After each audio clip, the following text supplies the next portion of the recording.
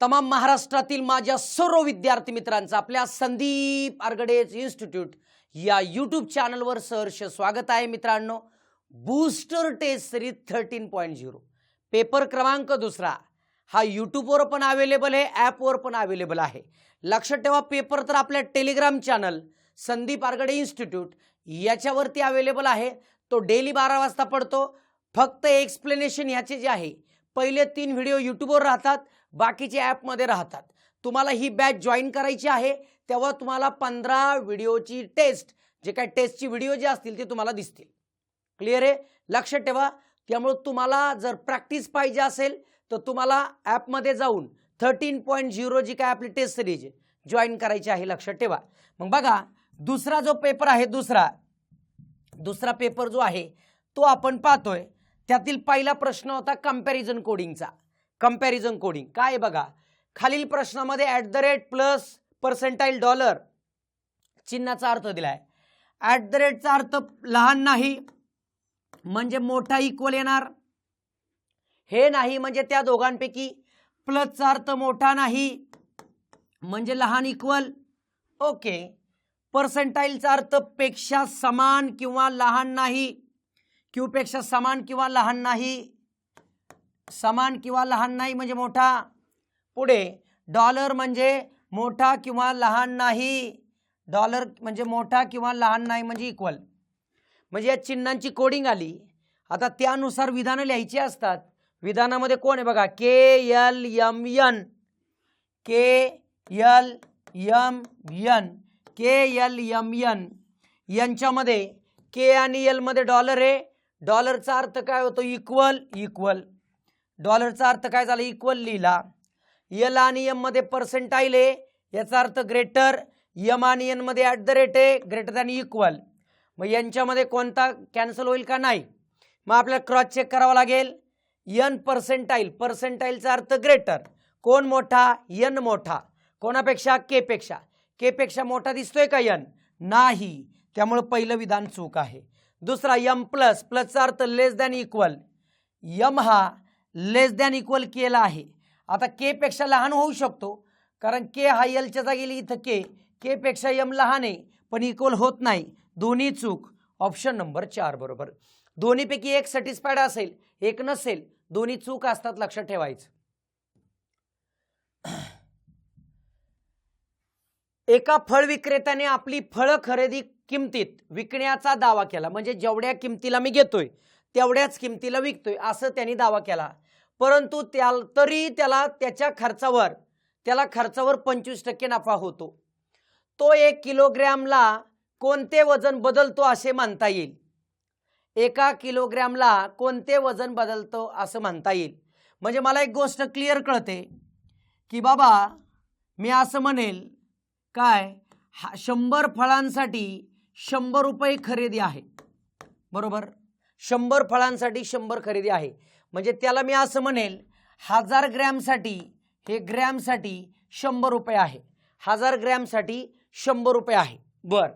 आता तो काय करतोय, ती फळं तो 100लाच विकतोय. 100 रुपयेच विक्री. ही विक्री आहे आणि खरेदी आहे. म्हणजे खरेदी विक्री सेम आहे, परंतु त्याला 25% नफा होतोय. म्हणजेच काय, कोणाला 125 भागिले 100 म्हणजे 100. करेक्ट आहे. म्हणजे आपल्याला कळतंय कोणाची 25% रक्कम म्हणजे 100 होईल. इथं 100 न घेता इथं 1000 करावा लागेल. का? कोणाचं 25% जाऊन 1000 करा. आपल्याला किती कमी करतोय, किती बदलतोय, कोणते वजन बदलतो असं म्हणता येईल. मग 1000 आहे. मग यांचं जर कॅल्क्युलेशन केलं तर काय येईल बघा, 1000 आहे ना ग्रॅममध्ये, काय बदलतोय ते बघायचं आहे आपल्याला. म्हणजे इथे बघा 5, इथे बघा 4, 4 ने गुणा. x बरोबर 1000 गुणिले 4 भागिले 5, 5 दुने 10, 200 गुणिले 4 म्हणजे 800 ग्रॅम. म्हणजे 800 ग्रॅम हे आहे 1000ला रिप्लेसमेंट. ऑप्शन नंबर 1 बरोबर. बघा पुढचा प्रश्न. एक नळ एका टाकीचा 2/3 भाग 8 तासात भरतो. एक नळ एका टाकीच्या 2/3 भाग 8 तासात भरतो. म्हणजे आपल्याला कळतंय 2/3 भाग 8 तासात. तर पूर्ण भाग किती तासात भरेल बाबा? पूर्ण म्हणजे एक भाग, तो किती तासात तर माहीत नाही, म्हणजे क्रॉस मल्टिप्लिकेशन करतात. 2/3 x बरोबर 8, म्हणून x बरोबर 8 गुणिले 3 भागिले 2, 2 ने भागले 4, 4 त्रिक 12, म्हणजे पूर्ण टाकी जर भरायची असेल तर 12 तास लागतात. दुसरा नळ पूर्ण भरलेली टाकी 18 तासात रिकामी करतो, म्हणजे एक जण भरतो किती तासात? 12 तासात. दुसरा रिकामा करतो किती तासात? 18 तासात. दोन्ही नळ चालू ठेवले, एक भरतोय आणि एक रिकामा करतोय, दोन्ही चालू केले, एक भरतोय एक रिकामा करतोय, xy/x - y लक्षात ठेवा. एक नळ भरत असेल, एक नळ रिकामा करत असेल, xy/x - y. मग भरणारा नळ रिकामा करणार बघा, 18 गुणिले 12 भागिले 18 वजा 12, म्हणजेच काय येईल बघा, 18 गुणिले 12 भागिले 6, 6 दुने 12, 18 दुने 36. दोन्ही नळ चालू ठेवले तर 36 तास लागतील टाकी पूर्ण भरायला. ऑप्शन नंबर 3 बरोबर. नळ टाकीचा प्रश्न लक्षात आला पाहिजे. एक नळ भरतोय, एक रिकामा करतोय. विजय 12 तासात प्रवास पूर्ण करू शकतो. किती तासात? 12. तो पहिला अर्धा तास प्रवास 60 किलोमीटर प्रति तास वेगाने करतो. दुसरा अर्धा प्रवास 90 किलोमीटर प्रति तासने करतो, म्हणजे निम्मा प्रवास 60च्या स्पीडने, निम्मा प्रवास 90च्या स्पीडने. तर एकूण किती किलोमीटर प्रवास केला? आता मित्रांनो, निम्मा जेव्हा अंतर सेम असतं तेव्हा आपण वेगांची सरासरी करू शकतो. सरासरी वेग लक्षात ठेवा, सरासरी वेग बरोबर 2xy/x + y, म्हणजेच काय, 2 गुणिले 60 गुणिले 90 भागिले 60 + 90, म्हणजेच 2 गुणिले 60 गुणिले 90 भागिले 150. कॅल्क्युलेशन करूया. शून्याला शून्य कटले, 15 × 90, मग 6 6 36 दुने 72, 72 किलोमीटर/h. आता एक गोष्ट कळली मला की तो 12 तास प्रवास करतो, पण कितीच्या स्पीडने? 72च्या. म्हणजेच डिश करो विश करो dish TV, D is equal to किती तास? 12 तास. कितीचा स्पीड? 72. मग 12 दुने 24, हातचा आला 2, 12 7 84 2 86, म्हणजे आला 864. ऑप्शन नंबर 4 बरोबर.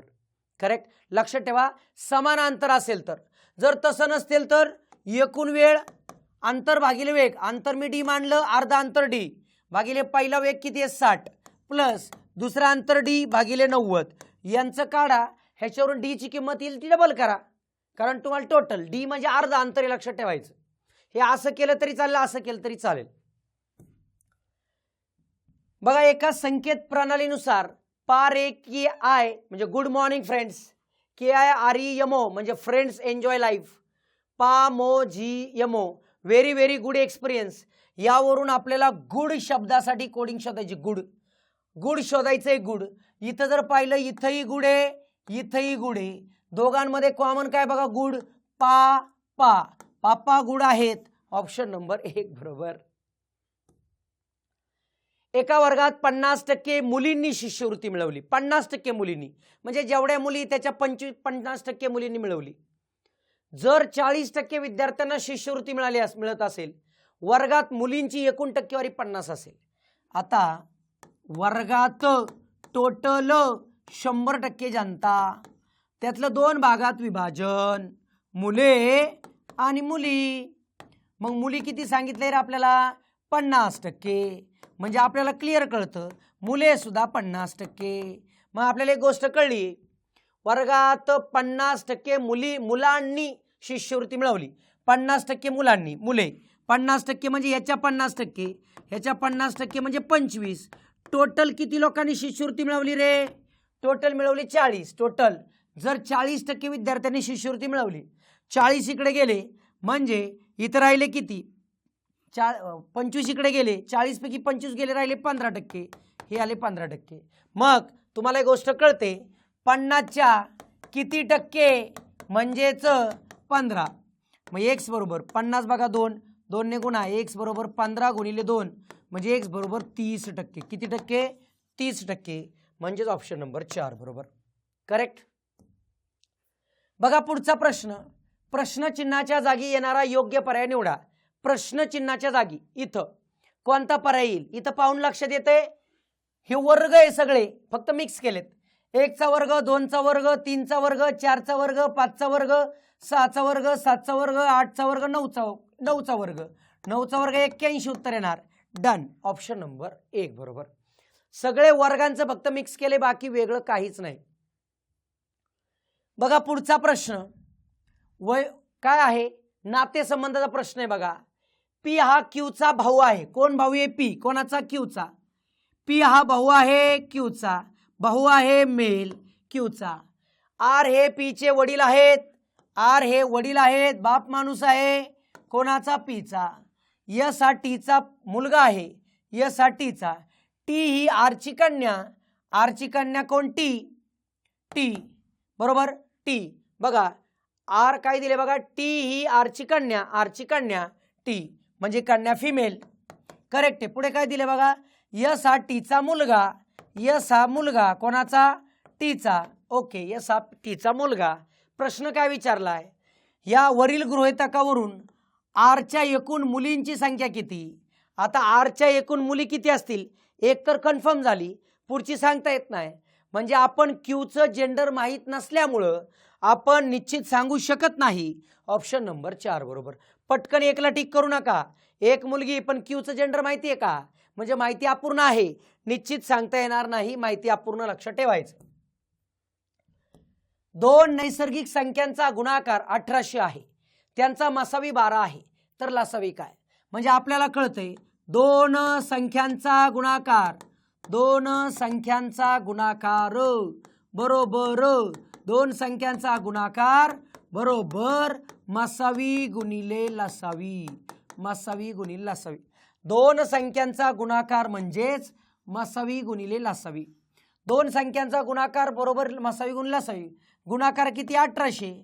मसावी किती? 12. लसावी म्हणजे ल म्हणतो मी. 12 इकडे गुणिले भागिले होईल. 1800 भागिले 12 म्हणजेच आला ल. मग काय येते? 12 एके 12. 12 एके 12 उरले किती? 6. 12 पंचे 60 0 म्हणजे लसावी किती आला? 150.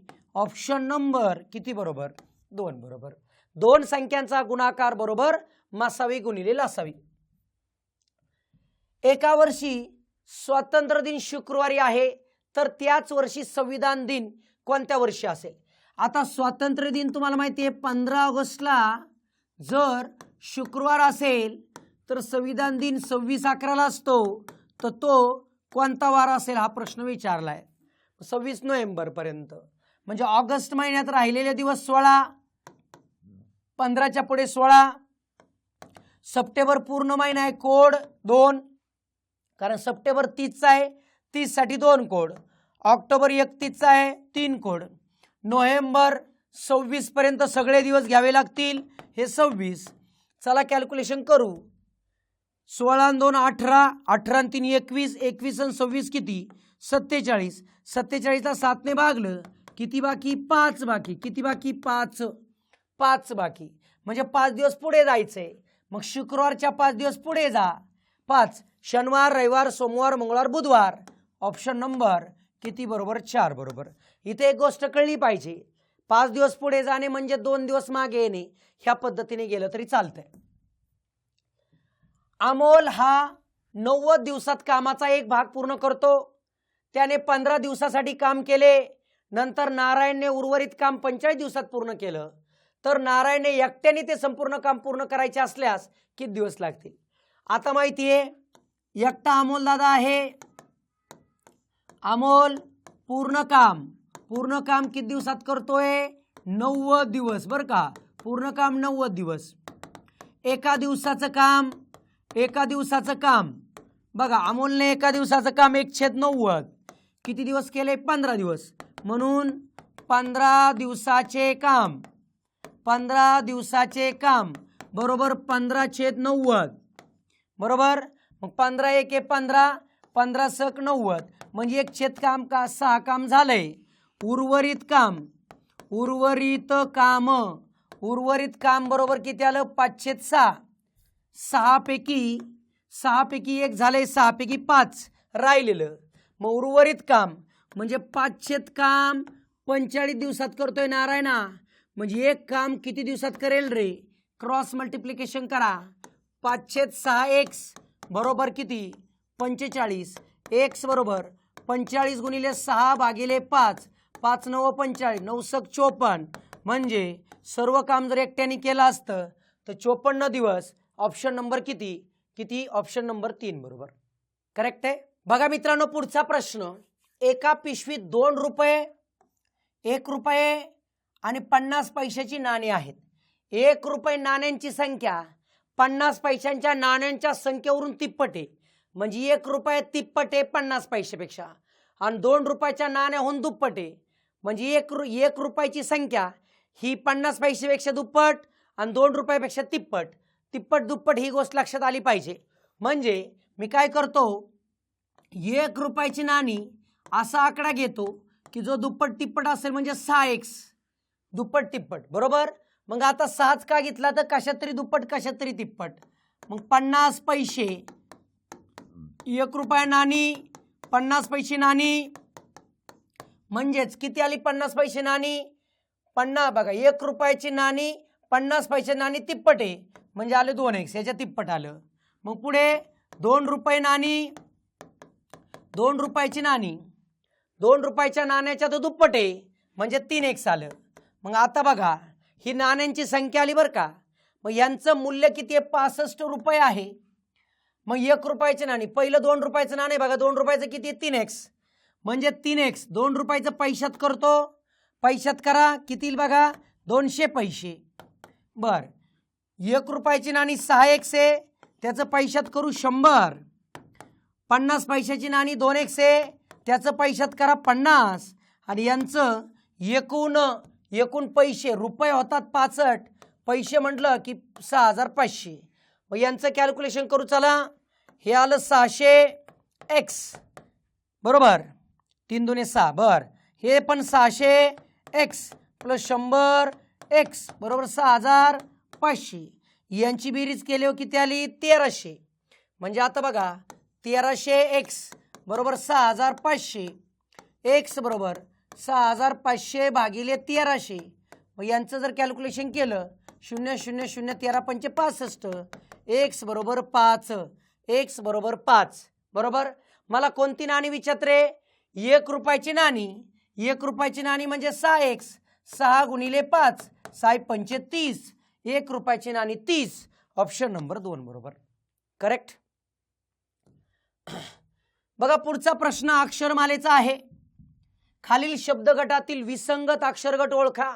अक्षरमालेचा प्रश्न आहे A B C D E F G H I J K L M N O P Q R S T U V W X Y Z बरोबर. बघा इथं काय आहे कोणता अक्षरगट वेगळा आहे.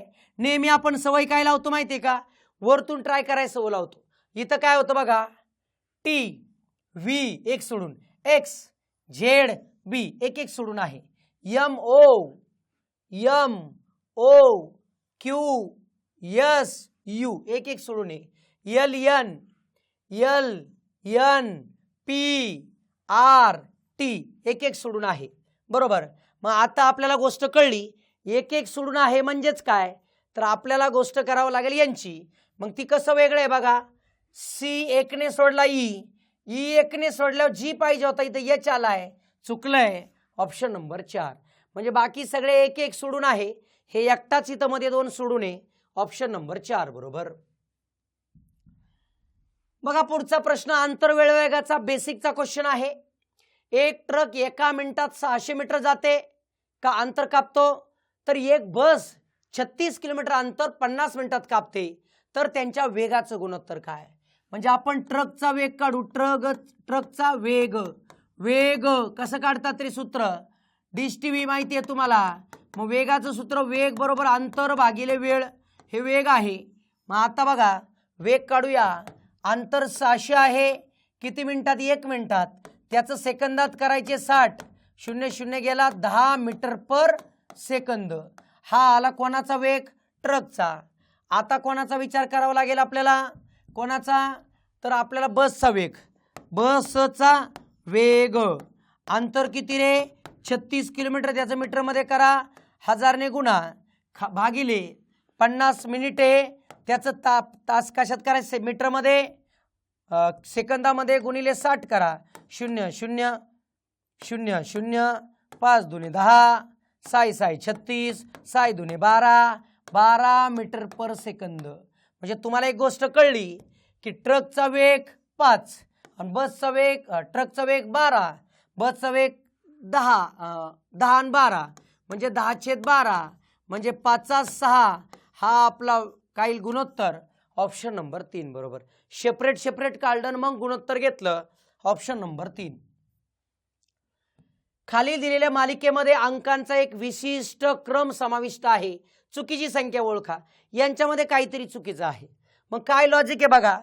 2 5 11 23 46 काय बाबा हे. तर हे जे आहे ना हे गुणिले 2 + 1 आहे. हे गुणिले 2 + 1 आहे. हे गुणिले 2 + 1 आहे. हे गुणिले 2च आहे फक्त. मग इथं 47 पाहिजे होतं. मग याचं गुणिले 2 + 1 बरोबर 95 झालं असतं. 46च्या जागी 47 पाहिजे होतं. ऑप्शन नंबर 3 बरोबर. करेक्ट. बघा पुढचा प्रश्न सरासरीचा आहे. एका फलंदाजाने 25व्या डावात 150 धावा काढल्या. 25व्या डावात 150 धावा काढल्या. त्यामुळे त्याची धावांची सरासरी 3 धावांनी वाढली. पूर्वीची सरासरी काय होती ती आपली पहिली काढून घेऊ. पूर्वीची सरासरी कोणत्या सामन्यापर्यंत. 24 सामन्यापर्यंत बरं का. 24 सामन्यापर्यंत बरोबर. 24 सामन्यापर्यंत काय सरासरी होती बाबा. 150 धावा काढल्यामुळं सरासरी वाढली ना. मग -25 गुणिले 3 करायचं. का बरं हे. ज्यावेळेस सरासरी वाढते किती रन केल्याने 150 मायनस करायचं. सरासरी किती वाढते 3 गुणिले कितव्या सामन्यापर्यंत 25. मग 25 म्हणजे 150 - 75 म्हणजे पहिली सरासरी 24व्या सामन्यापर्यंत होती 75. 75ला टिक करू नका बरोबर. मग आता पुढचं आहे बघा काय. तर फलंदाजाची 25 धावानंतर सरासरी कितीने वाढली 3ने. मग याला 3ने वाढवा म्हणजे सरासरी किती 78. ऑप्शन नंबर 4 बरोबर. लक्षात ठेवा ठराविक धावा केल्यामुळं सरासरी वाढत असेल तर मायनस करून ते करा. ठराविक धावा केल्यामुळं सरासरी जर कमी होत असेल इथं प्लस करा. म्हणजे तुम्हाला हे दोन्ही अल्टरनेट लक्षात येईल. इथं मायनस इथं प्लस आहे. ज्यावेळेस कमी होत असेल तर इथं प्लस आणि इथं मायनस आहे लक्षात ठेवायचं. जर ₹18,000 वर 4 वर्षात मिळणारे सरळ व्याज 7,200 आहे तर व्याजाचा प्रतिवर्ष दर काय. सरळ व्याज काय फॉर्म्युला आहे. सरळ व्याज PNR भागिले 100. सरळ व्याज. आता बघा सरळ व्याज जे आहे तर किती दिले 7,200.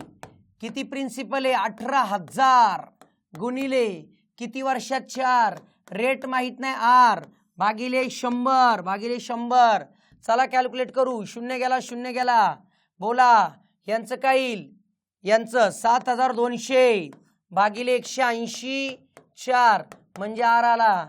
कॅन्सलेशन होईल का. 0ला 0 गेले. 18 चोक 72 0 4ने भागलं 10%. ऑप्शन नंबर 2 बरोबर. सरळ व्याजाचं सूत्र लक्षात ठेवा. याच्यावरतीच प्रश्न फिरतोय. बघा पुढचा प्रश्न एकदम बेसिक. एका वर्तुळाचा व्यास जर 4.2 सेंटीमीटर असेल तर वर्तुळाचा परिघ काय. कधी कधी सरप्राइजिंग प्रश्न पण येतो. परिघ पायडी सर्कम्फरन्स. पायची किंमत 22/7. डायमीटरची किंमत दिली 4.2. चला 7 0 7 × 42 म्हणजे 22 गुणिले 0.6. 22 32 600 132. 1 पॉईंट द्यायचा आहे 13.2. ऑप्शन नंबर 1 बरोबर. तुम्हाला फक्त वर्तुळाच्या परिघाचं सूत्र काय व्यास दिला असताना आणि त्रिज्या दिला असताना काय येते रे 2πr. लक्षात ठेवा हे सूत्र तुम्हाला माहित पाहिजे. कधी कधी इतका बेसिक क्वेश्चन पण येऊन जातो तसा मी शेवटी ठेवलाय बघा. पुढचा प्रश्न. काही पक्षी प्राणी आहेत. काही कोण पक्षी काय आहेत. प्राणी आहेत. प्राणी काही पक्षी प्राणी आहेत. एकही प्राणी वृक्ष नाही, हा वृक्ष बाजूला, एकही प्राणी वृक्ष नाही, सर्व वृक्ष नद्या आहेत, वृक्ष आतमध्ये, हे आल्या नद्या, हे आल्या नद्या. ह्याच्यावर निष्कर्ष बघा, काही पक्षी नद्या आहेत, पक्षी आणि नद्या जमलच असं नाही, पहिलं चूक आहे. काही नद्या पक्ष आहे, जमेलच असं नाही, पहिले दोन चूक आहे, हे चूक, हे चूक. बर, आता बघा चौथं, पर्यानुसार चौथं, काही प्राणी पक्षी आहे, हो आहे बघा, हा पार्ट आहे, बरोबर आहे. ऑप्शन नंबर किती बरोबर? 3 बरोबर. बघा पुढचा बेसिक पदावलीचा प्रश्न आहे. फक्त या दोघांमधून काय करायचं होतं? कॉमन बाहेर काढायचं होतं. 9.4 9.4 कॉमन आहे बघा, बाहेर काढलं 9.4, कंसामध्ये 6.2 प्लस असल्यामुळं 5.8 येते बघा. छेदाच्या ठिकाणी इथं कॉमन काय निघते बघा, 4.7, कंसात काय येईल 8.6 वजा 7.4, बस वरती काय 9.4 गुणिले यांची बेरीज काय होईल रे, 8 आणि 2 10, हातचा आला 1 म्हणजे 12.0, छेदाच्या ठिकाणी 4.7 गुणिले यांची वजा किती आली 1.2. मग बघा इथं काय येतंय बघ, पॉईंट घालूया काय 12, म्हणजे मी असं करतो 9.4 गुणिले 12 छेद 4.7 गुणिले 1.2, मग काय येईल बघा, ह्याच्यात दुप्पट हे आलं 2, ह्याच्याच हे 10 पटे, 10 गुणिले 2 म्हणजे आलं 20, म्हणजेच ऑप्शन नंबर किती बरोबर? 4 बरोबर. ठीक आहे, अशा तऱ्हेने आपण 20 पैकी 20 प्रश्नांची उत्तरं पाहिली मित्रांनो. 13.0 जी काय बूस्टर टेस्ट सिरीज आहे ती आपल्या ॲपवरती आहे, एकदम अल्प फी, 110 रुपयामध्ये सर्वत्र अवेलेबल आहे. 100% 15च्या 15 पेपर तुम्हाला मिळतील. क्लिअर? ज्यांना कोणाला टेलिग्रामची आयडी अजून जॉईन केलेली नाही त्यांनी टेलिग्रामला अटॅच राहा, तिथं दररोज दुपारी 12 वाजता पेपर मिळतो. एक्सप्लेनेशनसाठी तुम्हाला फक्त फी पेड करायची आहे, बाकी टेस्ट फ्री आहे. सोडवा सोडवा सोडवा. बाकी ज्यांना अगोदर अजून 2-2 सोडवायचे अजून कॉन्फिडन्स येत नसेल त्यांनी 12.0 सोडवा, 11.0 सोडवा, किंवा 1 ते 10 पर्यंत बूस्टर सराव ग्रंथ पुस्तके ते सोडवा, किंवा PYQ बुक सोडवा. हे सगळ्या पद्धतीत मी अवेलेबल आहे. आयोगाला ओळखायचं PYQ गरजेचं, त्याच्यानुसार बेसिक पहिलं माहीत पाहिजे, बेसिक कन्सेप्ट क्लिअर पाहिजे, नंतर PYQ क्लिअर पाहिजे, नंतर फक्त बूस्टर. याच्या बाहेर काहीच करू नका. पैकीच्या पैकी प्रश्न त्यातून दिसतील, बाकी तुम्हाला काही करायची गरज लागत नाही. मित्रांनो, अशा तऱ्हेने 13.0चा दुसरा पेपर पाहिलाय आपण. तिसरा सुद्धा पेपर यूट्यूबला राहील, त्याचे एक्सप्लेनेशन, बाकी एक्सप्लेनेशन ॲपवरती मिळतील. ज्या ज्या विद्यार्थी मित्रांनी अजून जॉईन केलं नाही 100% आपल्या ॲपमध्ये जाऊन जॉईन करा. भेटूया पुढच्या टेस्टमध्ये. धन्यवाद.